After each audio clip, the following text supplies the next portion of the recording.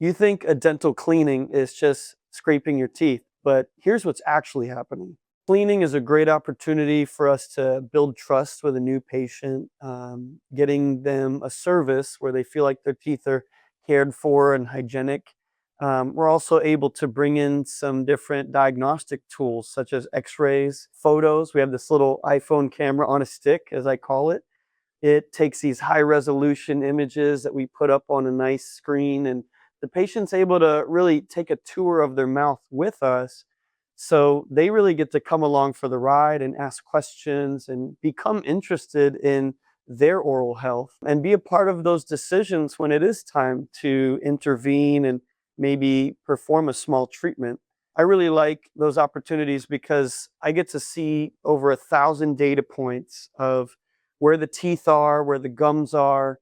We're collecting so much data on the status of each tooth and each gum line, and we're looking for points of trauma, points of disease, inflammation, because the body is responding to the way that these teeth are living day by day, whether this patient is grinding or they have a certain habit of chewing on something hard like ice or almonds. We're looking for all sorts of signs that we could then suggest interventions such as preventives, like using a certain toothbrush or a certain type of floss, or even like a night guard retainer that they would wear to prevent themselves from grinding at night.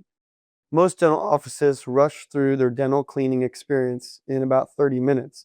We don't, and here's why. Here at Trevino Dental Group, we don't just give any dental cleaning. We give a specific custom dental cleaning to each patient. So we take a whole hour to get to know our patient, really listen to their questions and their concerns, and then also have plenty of time for the doctor to come in and check on things. We like to see the history and the story of the teeth, where they were, where they're at today, and where they want to go with their teeth. Should any interventions be needed, such as preventives like a retainer or a night guard, many times we only need a 5-minute scan to go ahead and get that completed, and they can come back and pick up their night guard later that day. Or we might need time to take an x-ray or take intraoral photos and give the patient that tour of their own mouth so that they can be well informed and really feel a good connection with their dental team. Skipping one appointment with the hygienist doesn't sound like much until it leads to something like this. Need regular care and maintenance, just like your automobile. Every machine in this world needs to be cared for, and the teeth are going through incredible amounts of stress. We've measured forces over 1,000 psi on back molars. And so we'd like to see our patients on a regular interval, whether that's every 6 months or so, to make sure that those teeth are in a healthy state for the longevity of the patient. Because reality is small cavities, small issues can turn into pretty severe, expensive issues if they're gone without attention for more than 6 or 12 months. The other day, I had a small child that is actually in my family, one of my cousins, and she had a small cavity that manifested into a really big one over the course of a very few months. And so now the parents are concerned, and now we have to intervene in a more emergency state because of the time that's taken place and the acid exposure from sodas and drinks like that, lemonade, that will accelerate that cavity's growth. If your gums bleed when you floss, that's not a reason to stop. It's actually a good reason to call us. I'm known in my office for telling patients that I actually think flossing is more important than brushing.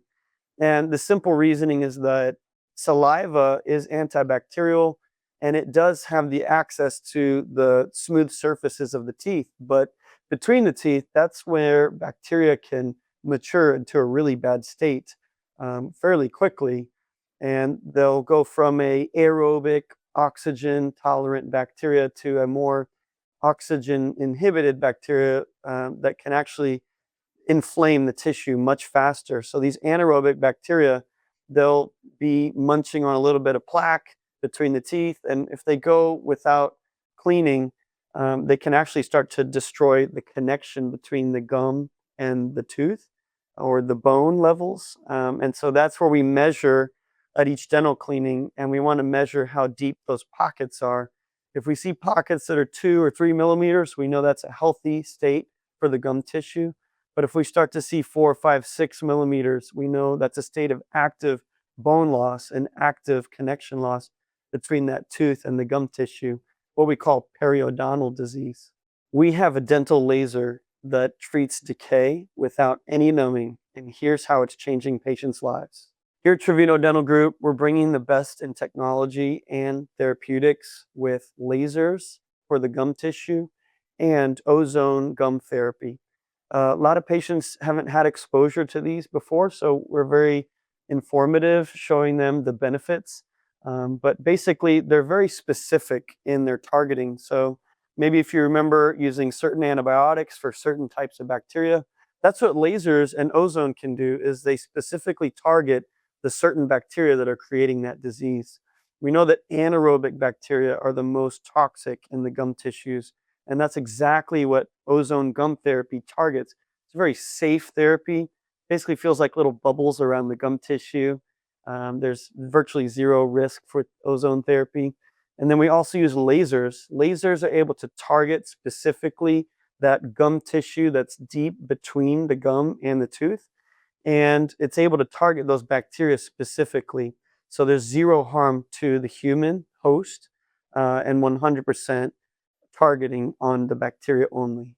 If you haven't been to the dentist in years, here's what to expect when you walk through our door. Here at Trevino Dental Group, we take time and really get to know our patients. Really, I think the first basis of any relationship is being a good listener. So we take time to get to know our patient, take in, their dental history, their medical history, see what's important to them. Are they coming in for dental whitening? Are they coming in for just a cleaning? Usually patients are a little bit apprehensive at the dental office, and we totally understand that.